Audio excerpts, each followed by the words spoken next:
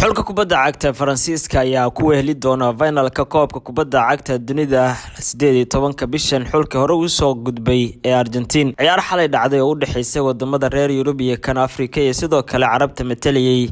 ee Morocco iyo sidoo kale wadanka Faransiiska ay ahayd ciyaar aad loo wada sugayay. Wadanka Faransiiska iyo 2 gool iyo waxba waxay markaasi kaga taqaluseen wiilasha Morocco ee galbeedka Maghribka yimid kuwaas oo xalay aad isugu dhaxyaacay soo bandhigay ciyaar ka duwan midii lagu bartay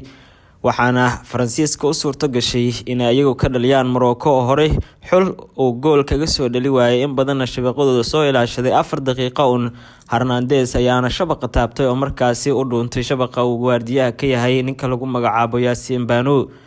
waxaana taasi ay suurto galisay in wadanka Morocco in badan uu isku dhaxdaado sidoo kalena Faransiisku ay ka faa'iideystaan qaybtii dambe ciyaarta mar kale shabaqa waxa gool laga dhaliyay wadanka lagu magacaabo Morocco taasoo u suurto galisay in 2 gool iyo waxba ay tartanka ayagoo isaga haraan waxaana tani ay markaasi cadeynaysaa in Faransiiska uu sanadii labaad oo xiriir soo tiigsanayo finalka tartanka koobka kubadda cagta adduunka sidoo kale Argentina ayaa kaga horeysay halkaana waxaa ka soo baxday ciyaar dab iyo holac kaasoo dhexmari doonto wadamada Argentina iyo sidoo kale wadanka Faransiiska. Faransiisku waa difaacadayaasha tartanka halka nimanka lagu magacaabo Argentina muddo dheer ay baadi goob ugu jiraan 86 koobka kubadda cagta adduunka oo markaasi iyagu baahi badan u qabaan waxaana la ogeyn cidda markaasi kor u qaadi karta balse waxa la leeyahay tani waa dhamaadka riyada ku guuleysiga koobka kubadda cagta ee dunida Lionel Messi maadaama xulka Argentina uu ciyaartooyda wata ay ka yara liitaan ayaa la leeyahay kuwa Faransiisku wato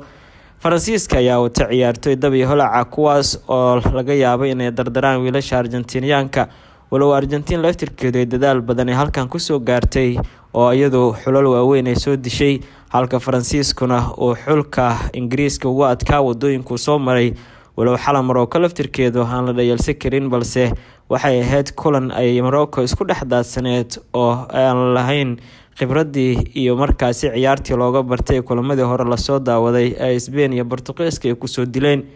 waxaana Didier Deschamps uu xulkiisa u horseeday in sanadii labaad oo xiriir ah ay markaas soo tiigsadaan koobka kubadda cagta adduunka.